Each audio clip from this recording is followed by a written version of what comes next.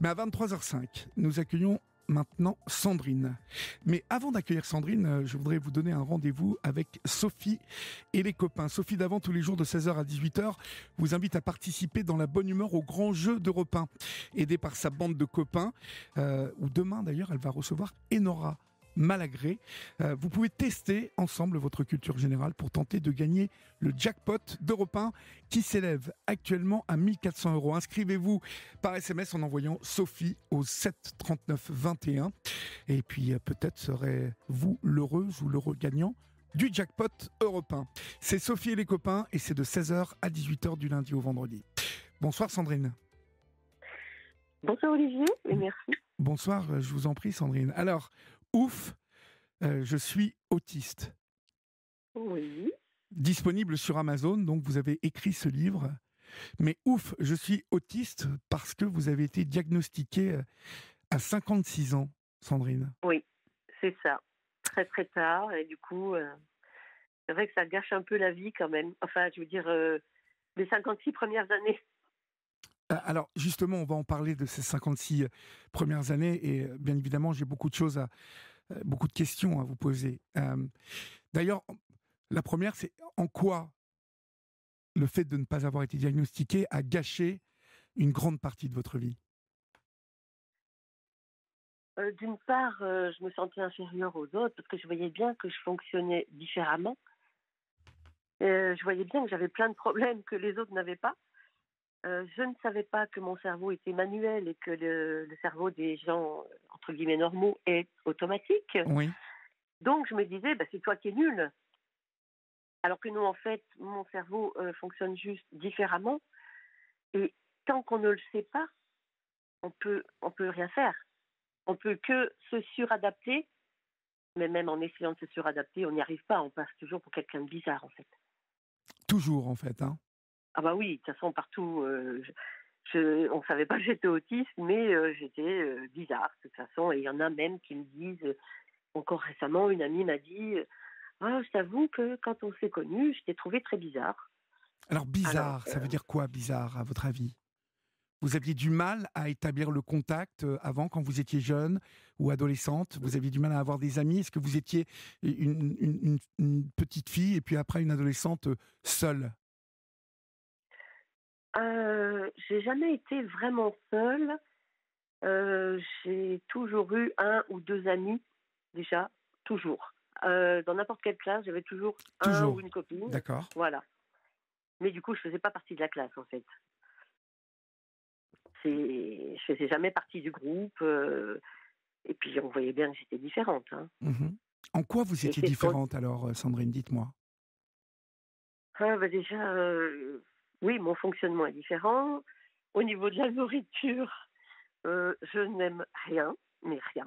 J'ai un trouble de l'oralité alimentaire et je ne savais pas que c'était dû à l'autisme, en fait. Il y a plein de choses. Et puis alors, je passe mon temps à crier. Donc là, récemment, je pense avoir compris que c'était Gilles de la Tourette. Parce Vous que, passez votre temps à crier, c'est-à-dire? alors, en fait, je suis dans l'hyper-contrôle, mais total. Donc, s'il y a un bruit, quoi que ce soit, mais un petit bruit ou quelqu'un qui frappe à la porte, je crie. Je crie tout le temps, en fait, toute la journée. J'ouvre une porte, il y a quelqu'un qui sort, et ben ça me fait peur, je crie. Je crie tout le temps. Donc les gens me regardent, ils se disent, oh là là, celle-là est bizarre. Tout le temps.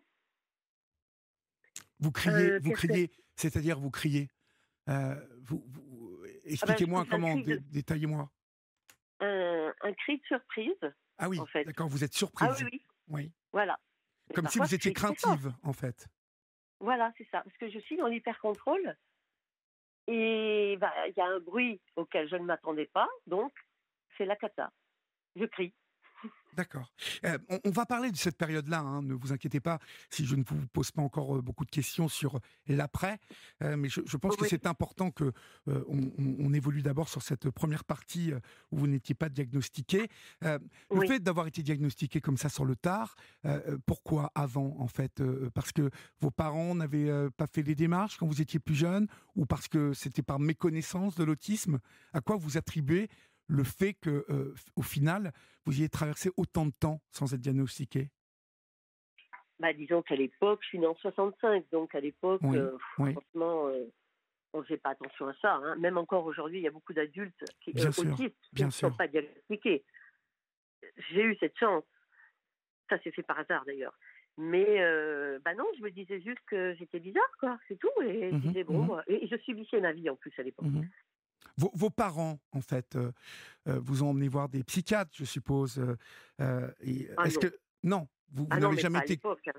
d'accord, Ah vous non, n'avez jamais été confronté à des médecins qui ah vous ont non, fait non, prendre absolument pas. des médicaments, pensant que vous aviez besoin de médicaments. Je vois que vous avez pris un Ah moment non. de la Ritaline.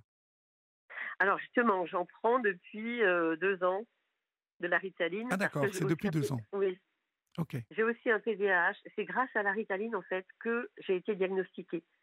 d'accord, ça vous a fait du bien la Ritaline. Oui, ça m'aide pour le TDAH, mais pour l'autisme, on peut rien faire, hein. Il faut juste s'adapter. Enfin, je pense qu'il est important de comprendre son fonctionnement pour pouvoir savoir ce qu'on peut continuer de faire ou alors comment on peut s'adapter plus facilement. Mhm. Ce qui vous posait problème finalement, Sandrine, c'était quoi? C'était que ce cerveau, comme vous dites, soit manuel et que finalement, ce sont les autres la problématique dans tout ça. Ce sont les autres qui ne vous acceptaient pas comme vous étiez. Ah, ça, oui, c'est sûr, mais c'est toujours le cas, hein, parce qu'il y a beaucoup de dénégation autour de l'autisme, malheureusement. Oui, c'est déjà le fait, d'une part, de se sentir différent, parce que les autres, on voit que c'est facile pour les autres de faire ça. Par exemple, je suis incapable de conduire sans me concentrer. La plupart des gens peuvent, parfois, ils arrivent quelque part, ils se disent, ah tiens, je suis déjà arrivé. Non, ben moi non. Je dois me concentrer sur tout, tout, tout, tout le temps.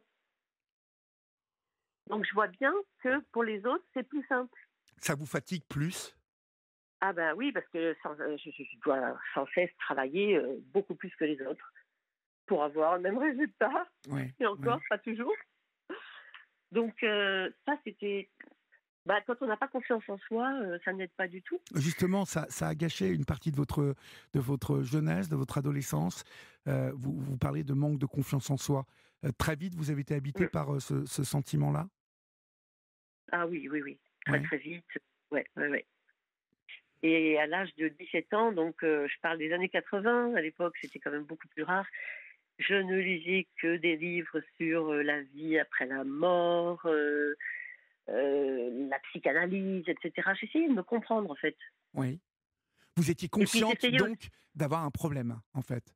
Ah bah oui, oui, Mais oui. il y a que vous qui étiez consciente de ça ou au final, on a l'impression que, bah, il y a personne qui a un peu réagi autour de vous ou qui a tenté quoi que ce soit pour, vous venir en aide? Non, parce que je passais juste pour une personne bizarre. Les gens ne cherchent pas. Et... En fait, l'autisme, on ne connaissait pas avant. Oui, Donc oui, on n'a c'est pas vrai, vous cherché, avez on s'est dit, raison. elle est bizarre. Oui, oui, vous avez raison. Eh oui. Donc bon, bah, à partir de là, bah, je suis une personne bizarre, et puis voilà, oui, Mmh. c'est comme ça. Donc ça faisait de vous quand même une jeune fille, comme vous dites, vous aviez quand même une ou 2 amies à chaque fois, Oui, mais oui, vous oui, n'étiez pas toujours, ouais. seule. Vous n'étiez pas seule. Non, Parce que non, non. Et en plus, beaucoup d'autistes souffrent de solitude, hein. Ils ont du mal à alors, établir oui, le contact. Vous devez le voir parce que mm. nous allons voir qu'aujourd'hui vous êtes devenue militante pour la sensibilisation à l'autisme. Vous n'êtes pas sans ignorer que beaucoup d'autistes sont vraiment dans la solitude, n'ont pas d'amis, et de jeunes autistes, hein. Oui, mais pas tant que ça. Je trouve qu'il y en a quand même de plus en plus qui ont une vie sociale, alors certes différente, mais c'est pas qu'on veut pas avoir de relations, c'est qu'il faut qu'on s'adapte aussi un peu à nous. Il y a des associations d'ailleurs pour justement venir en aide aux jeunes autistes, pour Oui, justement organiser des manifestations, vous voyez, les réunir un peu, créer du lien. Est-ce qu'il y a ce type d'association? alors ben, moi je suis sur Valence. Sur Valence, on a Planète Autisme. On se rencontre une fois par mois Oui. lors d'un café, un samedi après-midi, et là on discute et c'est génial parce qu'on se comprend tous.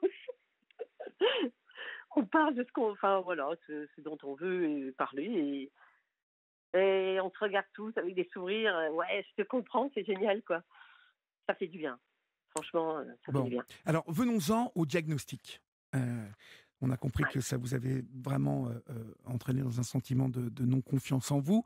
Avant de venir au diagnostic, professionnellement, comment ça s'est passé pour vous jusqu'à vos 56 ans et ce diagnostic posé?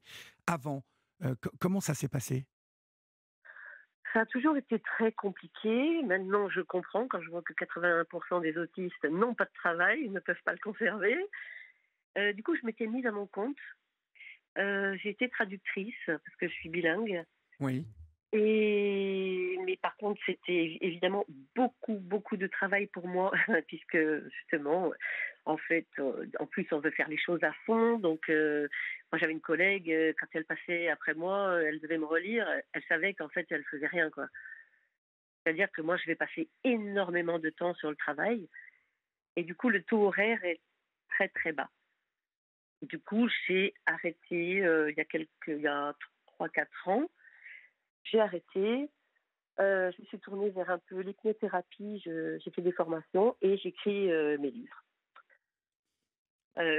Depuis, j'ai l'AAH en fait. d'accord, mais Donc, professionnellement, donc, voilà. ça ne vous handicapait pas plus que ça? Ben, disons que il fallait que je travaille beaucoup d'heures pour pas grand-chose.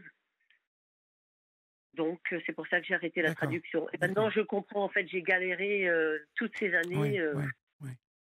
alors que j'aurais dû changer de voie. Mmh.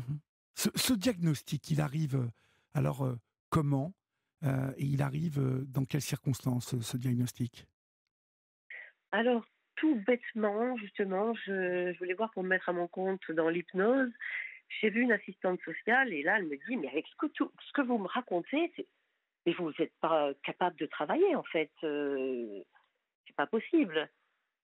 Et là, elle a fait la demande à la MDPH pour que j'ai la hache. Et effectivement, j'ai obtenu. Donc là, j'ai passé des tests pour le TDAH, puisque j'étais loin de me douter que j'étais autiste. Euh, Là, j'ai pu les passer à Valence, mais à Valence, ils n'ont pas pu me prescrire la Ritaline, Mmh. puisque c'est quand même vraiment spécial, hein. Je suis allée à Lyon pour avoir mon ordonnance. J'ai eu énormément de chance. Je suis tombée sur une psychiatre spécialisée dans l'autisme. Et là, elle a tout de suite compris. Elle m'a donné un questionnaire. Donc, ça fait bizarre Oui. quand on s'y attend pas, mais heureusement, le hasard fait bien les choses parfois. Un mois auparavant, j'avais passé une semaine de stage de chant avec une jeune autiste. Et je m'étais fait la réflexion quand même, je m'étais dit, oh là là, mais t'es comme elle en fait. Sauf que toi, tu as plus de codes, tu as plus appris à te taire. Voilà. En fait, je suis jamais moi-même, je peux pas être moi-même. Sinon, je serais comme elle. Et je serais en institut. Voilà. Donc, Donc, ce diagnostic, lorsqu'il tombe, lorsqu'on vous dit: «Vous êtes autiste Asperger», qu'est-ce que ça provoque chez vous? Quel impact ça a eu sur vous? ben, Parce que je le titre pense du que bouquin, c'est «Ouf, je suis autiste». On voilà. sent, vraiment: «Ouf, je comprends pourquoi jusqu'à maintenant j'ai galéré». Oui, voilà, c'est tout à fait ça. Mais le soulagement, mais total, vraiment. C'est comme quoi? Une excuse à tout, à beaucoup de choses qu'on ne comprenait pas? C'est une excuse par rapport à tous les autres?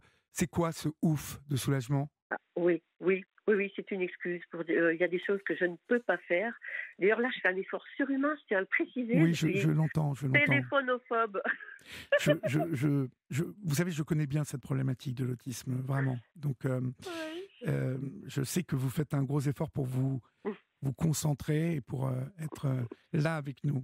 Hem, alors ce «ouf», c'est comme, Oui, quoi? oui. C'est, je m'excuse, mais ouf, enfin, on reconnaît que je suis pas comme les autres et ça va me permettre un peu de quoi, au final? De pouvoir Eh ben, de me me lâcher. détendre un peu, de me lâcher? Oui, Ouais. oui, oui, tout à fait, de vivre un peu mieux parce que quoi que j'ai envie de faire, je me dis, oh non, t'as pas le droit. Ah, non, ça se fait pas, ça se fait pas.